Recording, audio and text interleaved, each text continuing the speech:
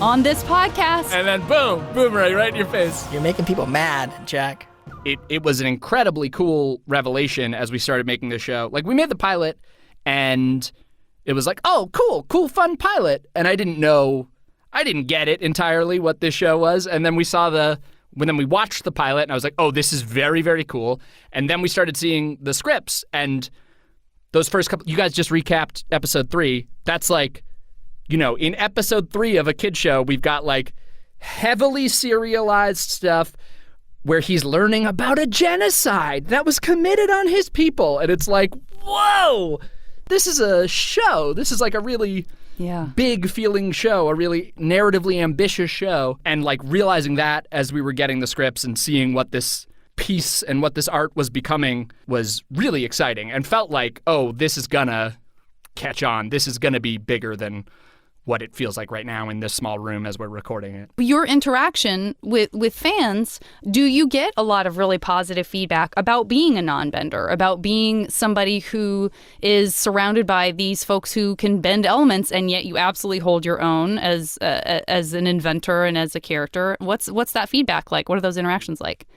It's a thing that I talk to fans about frequently. It's something that a lot of people connect to about the character, and it's one of my favorite aspects of the character is that feeling of like, oh, all of my, I relate it to like when you first go to college, when you step into any sort of new environment and you feel like all these people around me are more special than me in some way, right? They all have, magical bending abilities, and I'm just the guy with the boomerang, and to me, like, I connect to, and I think a lot of people connect to, Sokka's ability to then, find something else in himself. And for Sokka, it's creative thinking and being a problem solver. And also the thing that I love that I think Sokka embodies is being willing to be part of a team with people who you view as more special than you in some way, right? It's like seeking those people out and being part of a team and supporting those people and not feeling like you raise each other up. Yeah. So I can stand on mountains. Let's Josh Groban this thing.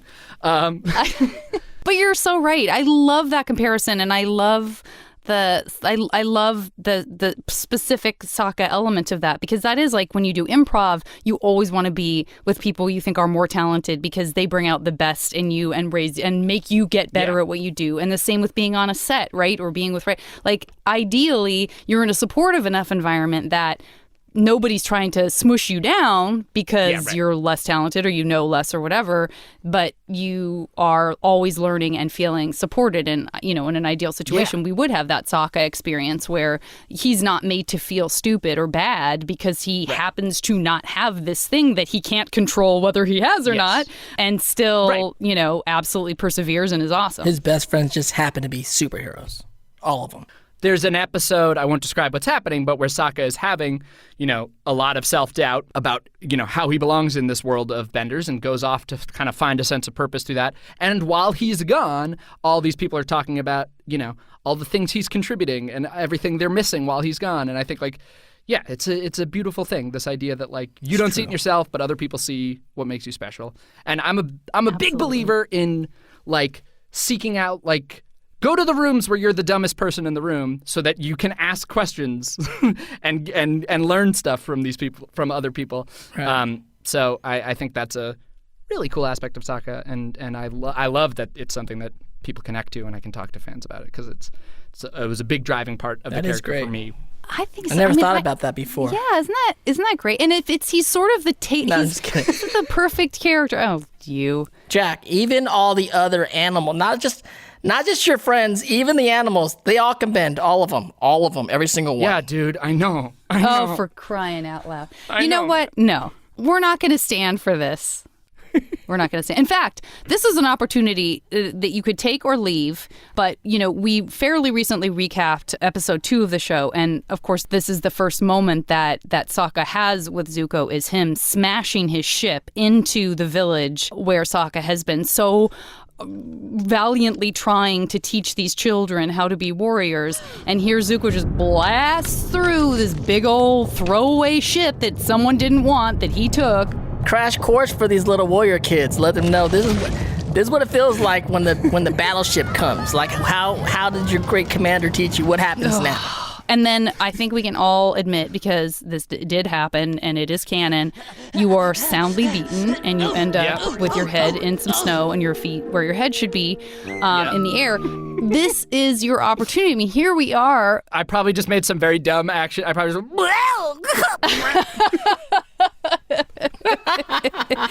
This is your opportunity to describe what you wish that you could have done in a fight sequence with Zuko, or you could just dress him down with words in place of what actually happened on the show, which was that he beat you up and you ended up in the snow.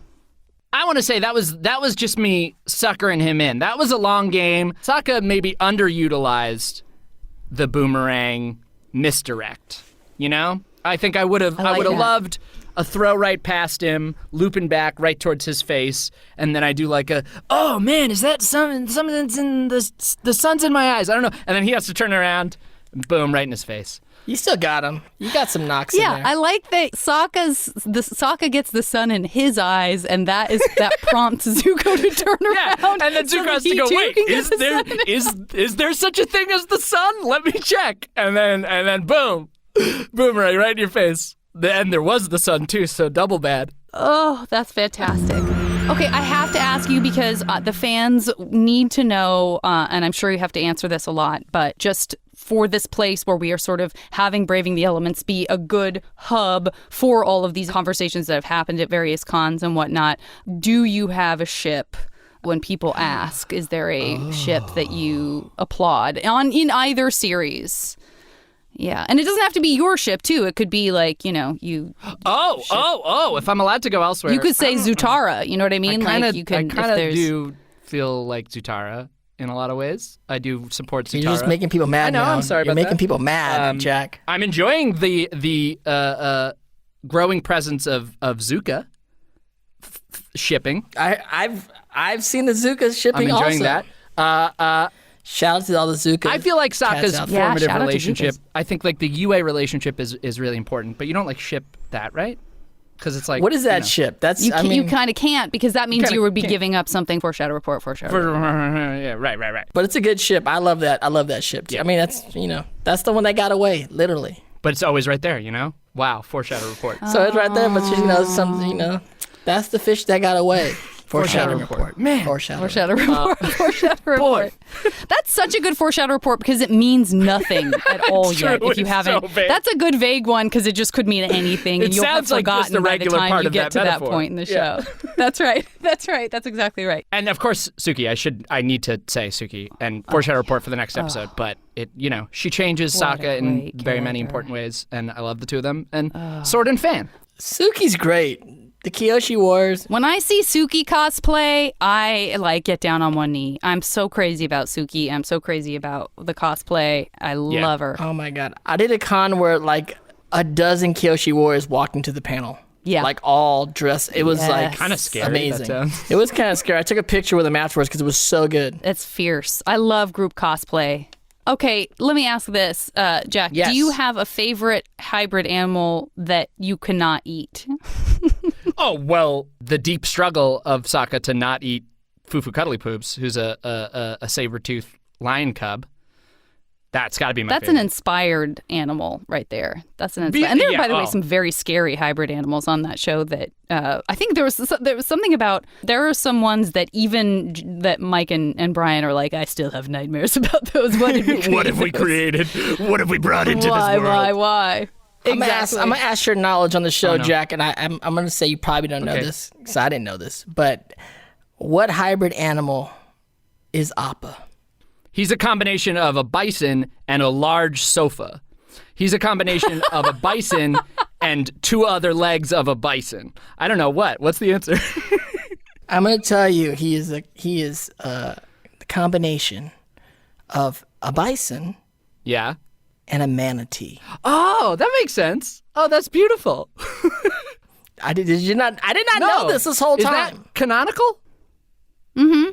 What word did you just use? Canonical, like canon. Okay, canon. Is that canon? Yes, that's canon. I was raised so Catholic, so no, I appreciate canonical. It. Canonical is I didn't know that at all. Great word. What another revelation. This has been a mind-blowing conversation. We're learning a lot. So many things have been uncovered, discovered. We got to ask you what kind of vendor you would be. I would say, I say water, largely out of loyalty. Jack. But I'm a go with the flow kind of guy. Is that not true?